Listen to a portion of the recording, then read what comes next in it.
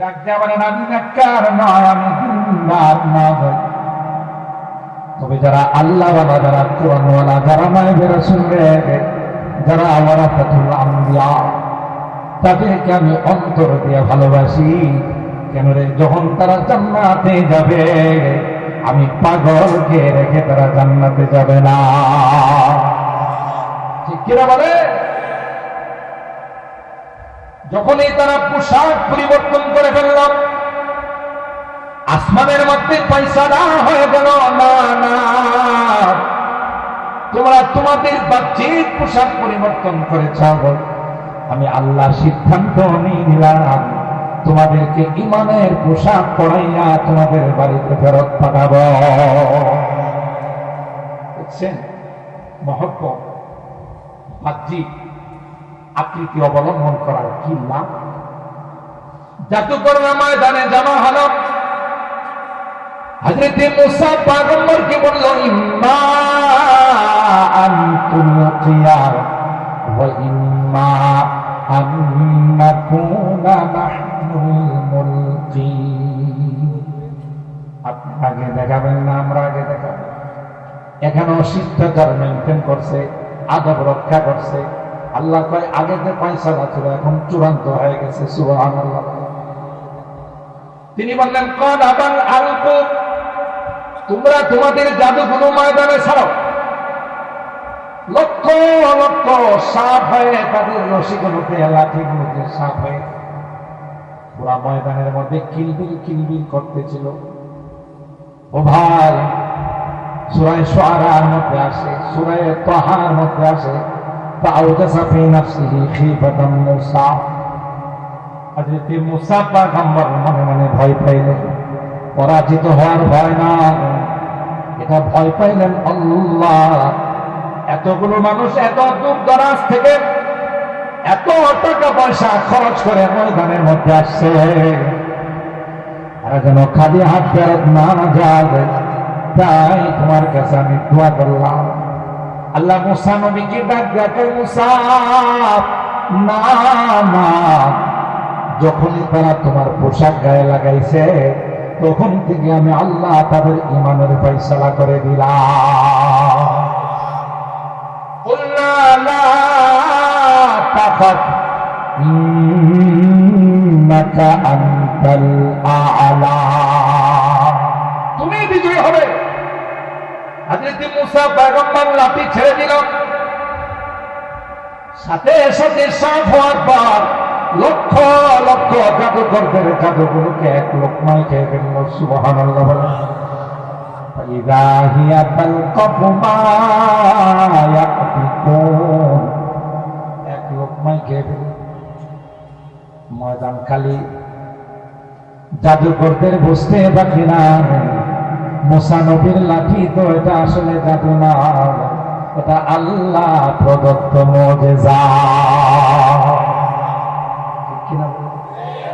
একটা সাপে সব সাপগুলোকে খেয়ে ফেললো এক লোকমায়? নয়, এটা জাদু বিদ্যার কাজ নয়, এটা আল্লাহ প্রদত্ত মুজিজা। সুবহানাল্লাহ।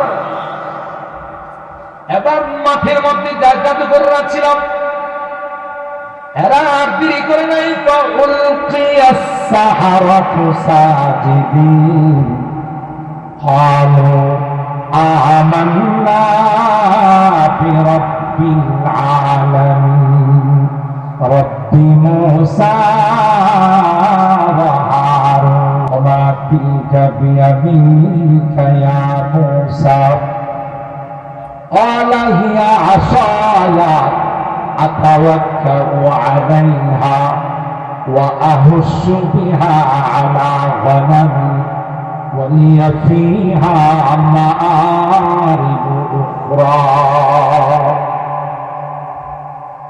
হযরত মুসা পয়গম্বরকে আল্লাহ পাক জিজ্ঞাসা করেন, মুসা তোমার ডান হাতে কি?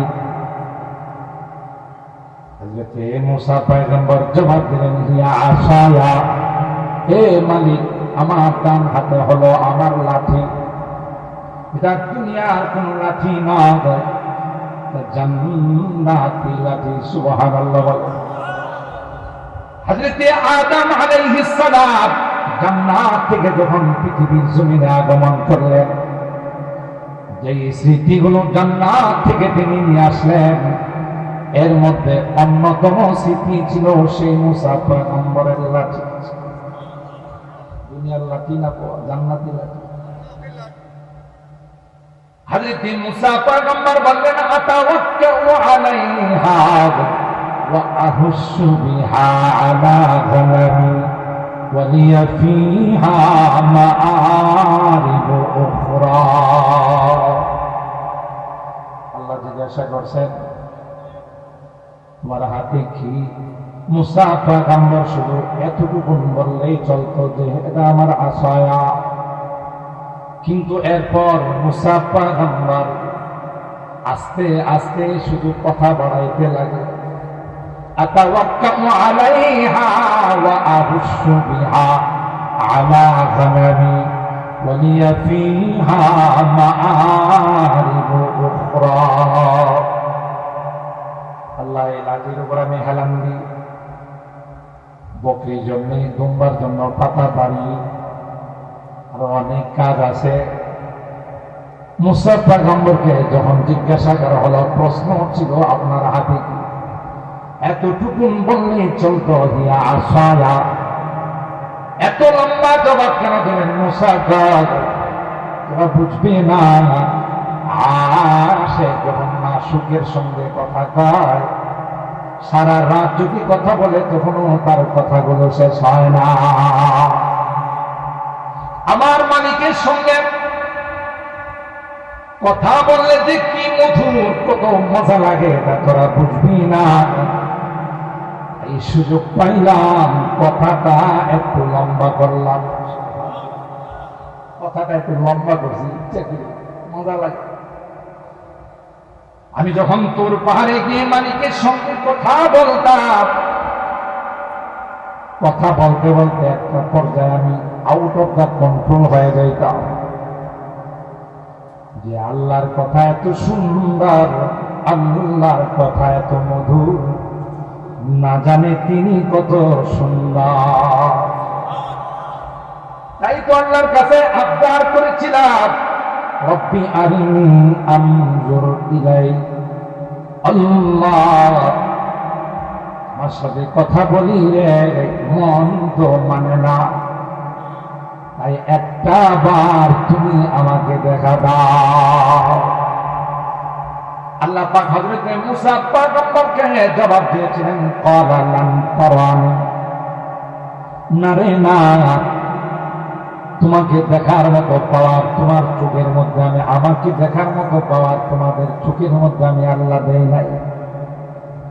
দেখে তুমি বরদাস্ত করতে পারবে না, না চোর বান্দা আল্লাহকে বলেন একটা বার দেখা দিয়ে দেখো পারি কিনা।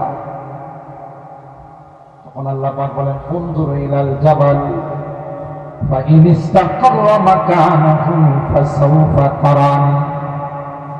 পাহাড়ের মধ্যে আমি আল্লাহ সামান্য অত্যাচার নাযিল করব, যদি বরদাস্ত করতে পারো তখনই তুমি আমাকে দেখার ক্ষমতা রাখো। ফালাম্মা তাজাল্লা রাব্বুহু লিল জাবালি জাআলাহু দাক্কান ওয়া খাররা মূসা সাইকা। সামান্য একটু তাজাল্লি নাযিল করার পর হযরত মুসা পয়গম্বর যখন দেখলেন, সাথে সাথে বেহুশ হয়ে জমিনের মধ্যে পড়ে গেলেন। সুবহানাল্লাহ। ফালাম্মা আফাকা ক্বালা সুবহানাকা তুবতু ইলাইকা ওয়া আনা আউয়ালুল মুমিনিন। বুঝার পর আল্লাহ তাওবা করলাম, আর জীবনে এমন দরখাস্ত করুন না। বুঝে আসছে রে, মাখলুক খালেককে দেখে কোনদিন বরদাস্ত করতে পারবে না। হযরত মুসা পয়গম্বর আল্লাহ লাঠি, যে যুগটা ছিল মুসা আলাইহিস সালামের, এই যুগটা ছিল জাদু করতে, কে কার চাইতে জাদু বিদ্যায় পারদর্শী, ইনি তাদের মধ্যে প্রতিযোগিতা। তো মুসা আলাইহিস সালামকে যখন ফেরাউন জিজ্ঞাসা করলো যে তুমি যে নবী, তার কোনো প্রমাণ আছে? তিনি বললেন হ্যাঁ। কি প্রমাণ? পেয়ে যে আমার হাতে লাঠি দেখেন। ওটা যদি আমি মাটিতে ছেড়ে দিই, সাথে সাথে বিশাল অজগর সাপ হয়। সুবহানাল্লাহ। ফেরাউন বললে তো তাহলে দেখাও লাঠি কেমনে সাপ হয়, দেখাবো? আপনি বললে দেখাবো। যে তিনি লাঠি মাটিতে ছেড়ে দিলেন, তাফসীরের কিতাবে আসে এটা এত বড় সাপ হয়ে গেল, লেজটা ছিল জমিনে, মাথাটা ছিল আসমানে। আর একটু আসতে সুবহানাল্লাহ। কমপক্ষে তো 20 হাত হবে না, রকম।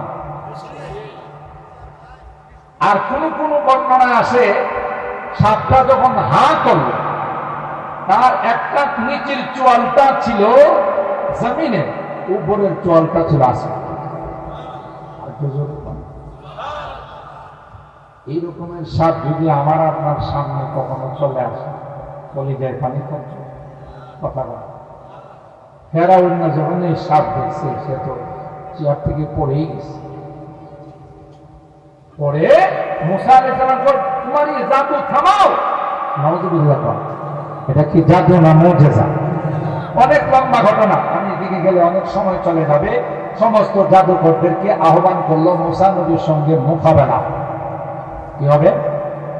ফেরাউন তখন মুসা নবীকে চ্যালেঞ্জ করলো, হে মুসা, তোমার সঙ্গে খেলা হবে। কি হবে? কথা বলেন, খেলার সঙ্গে সঙ্গে মুসা আলাইহিস সালামকে ফেরাউন না কয়, বোঝা গেল যারা কয় খেলা হবে ওরাও ওই গোষ্ঠী।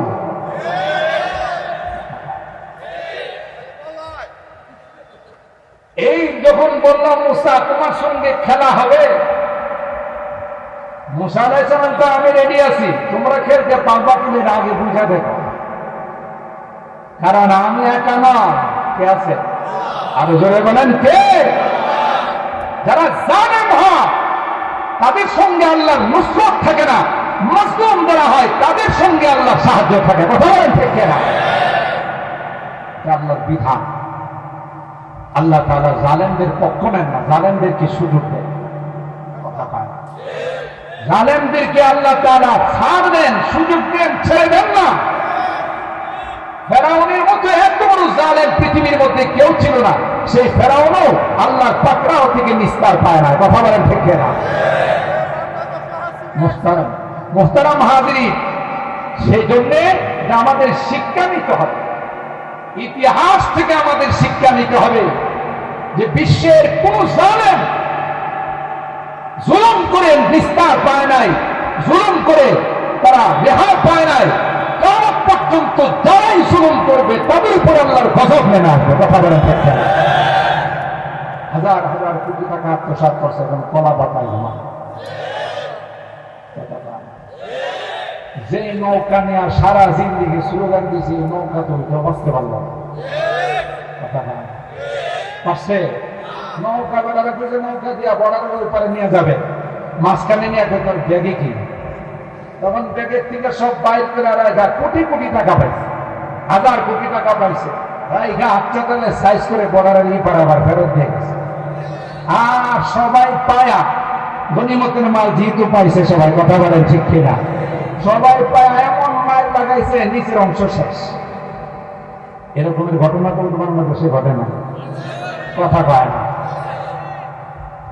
বুঝতে হবে, ইতিহাস থেকে শিক্ষা নিতে হবে। নমরুদ বাঁচতে পারে নাই, কারুন বাঁচতে পারে নাই, হামান বাঁচতে পারে নাই, ফেরাউন বাঁচতে পারে নাই, আবু জাহেলকে আল্লাহ তাআলা দুইটা পিচ্চি দিয়ে দুনিয়া থেকে বিদায় করেছেন। কথা বলেন ঠিক কিনা? কেন? এরা সব জালেমের গোষ্ঠী। এরা কি? জালেমের গোষ্ঠী। ইয়া ইবাদি ইন্নী হারামতুল যুলমা আলা নাফসি ফালা তুযালিমু বাইনাকুম। হে আমার বান্দারা, জুলুমকে আমি আল্লাহ আমার উপর হারাম করে দিয়েছি, তোমরাও আপসে কোনো জুলুম করবা। যদি করো মনে রাখো, মাজলুম যারা, নিপীড়িত নির্যাতিত যারা, এরা হাত তুলতে দেরি হয়, তাদের হাত আল্লাহর আরশ পর্যন্ত যাবে। ইত্তাকি দাওয়াতাল মাজলুম ফাইন্নাহু লাইসা বাইনাহু ওয়া বাইনাল্লাহি হিজাব।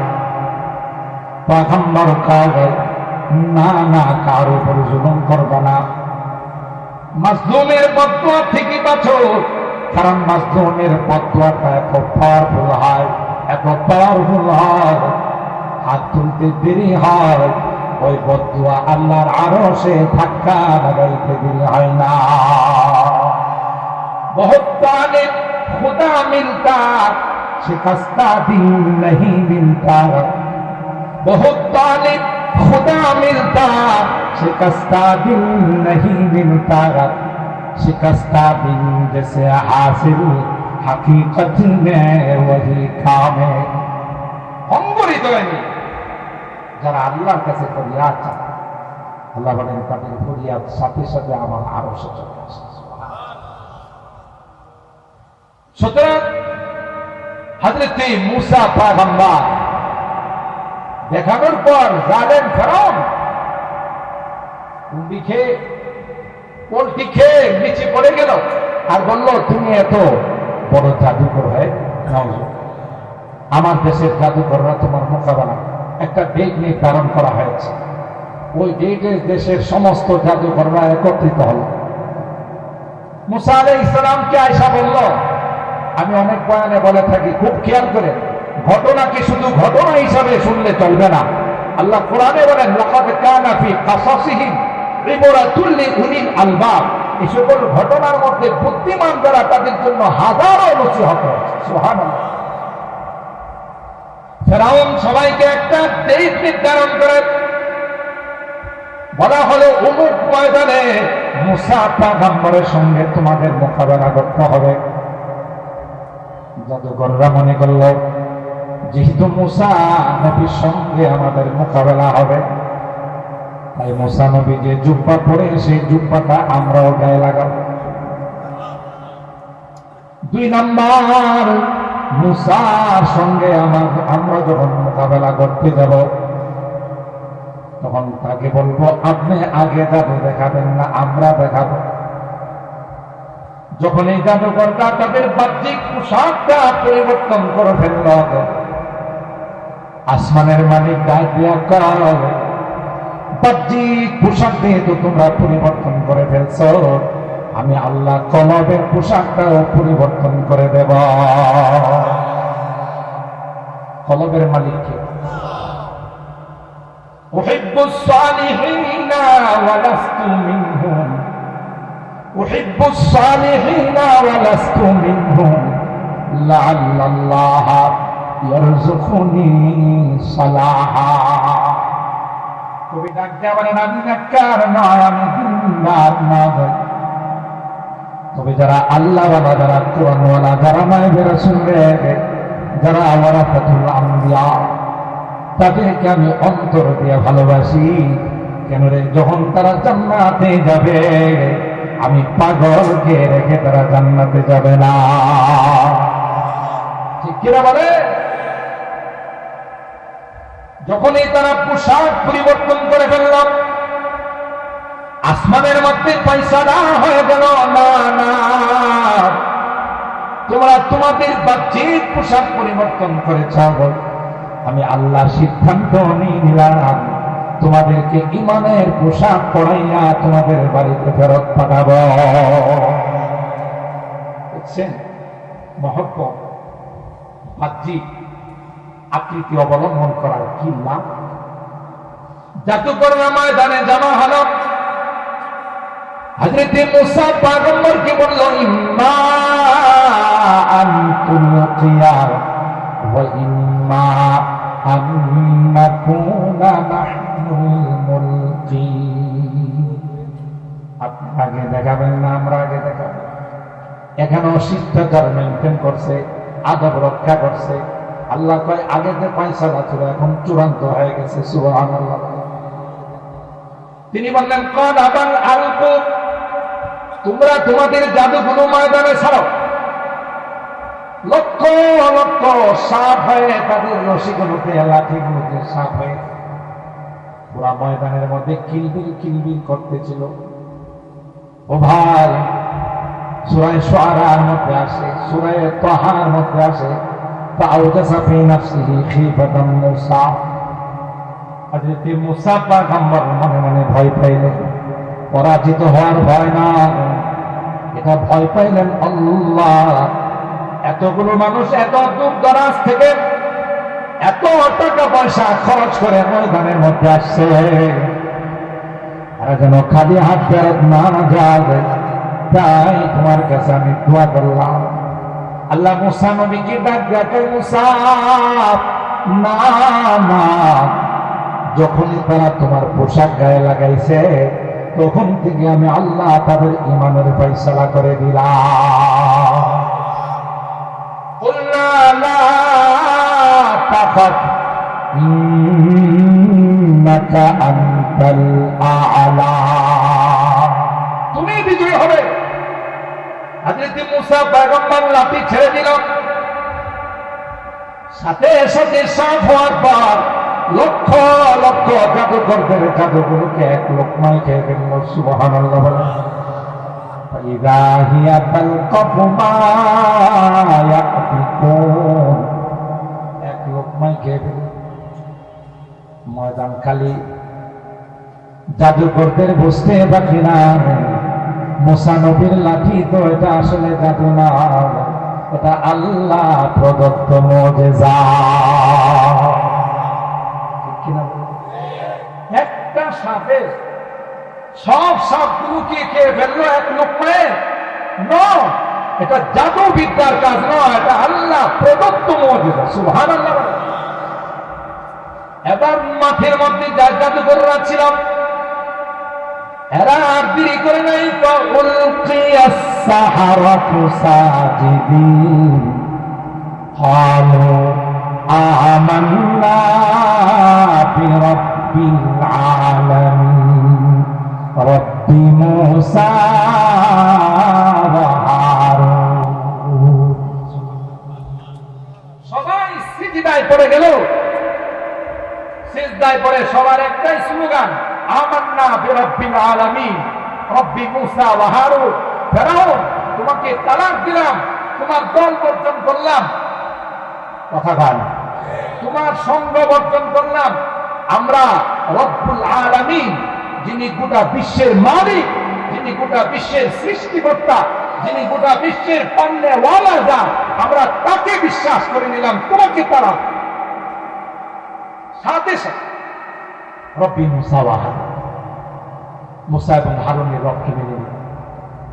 এবার ফেরাউন হায়রে হিতে বিপরীত হয়ে গেল। নিয়ে আসছিলাম আমার পক্ষে কাজ করার জন্য, সব নিয়োগ দিয়েছিলাম আমার পক্ষে কাজ করার জন্য, এখানে এরা তারা আমার পক্ষে কোনো কাজ করে না। হিতে বিপরীত হয়ে গেল। যত নিয়োগ ছিল সব নিজের স্বার্থে ছিল, নিজের ক্ষমতা পাকা পুক্ত করার জন্য ছিল, কিন্তু কলব আল্লাহ ওই মুহূর্তে ঘুরাই দিছে। কথা বলেন ঠিক কিনা? ওরা আই এম সরি, আমাদের দ্বারা সম্ভব না এত মানুষকে মারা। কথা বলেন ঠিক কিনা? যা মারছি তাই অনেক অপরাধ করে ফেলছি, তো তাইলে তোমাদের কোন দিনের জন্য নিয়োগ দিলাম? সরি, সম্ভব না। এই সরি বলাইছি কথা পান। বরং তিনি বললেন সেনা প্রধান যে ম্যাডাম মাত্র 45 মিনিট আছে। কথা পান না, কত মিনিট? মাত্র 45 মিনিট। কি করবেন একটু তাড়াতাড়ি সিদ্ধান্ত নেন, পরবর্তীতে কিন্তু আর বাঁচানো সম্ভব নয়। কথা বলেন ঠিক কিনা? আল্লাহু আকবার বলেন, আল্লাহু আকবার। কলব কে ঘুরাই দিছেন?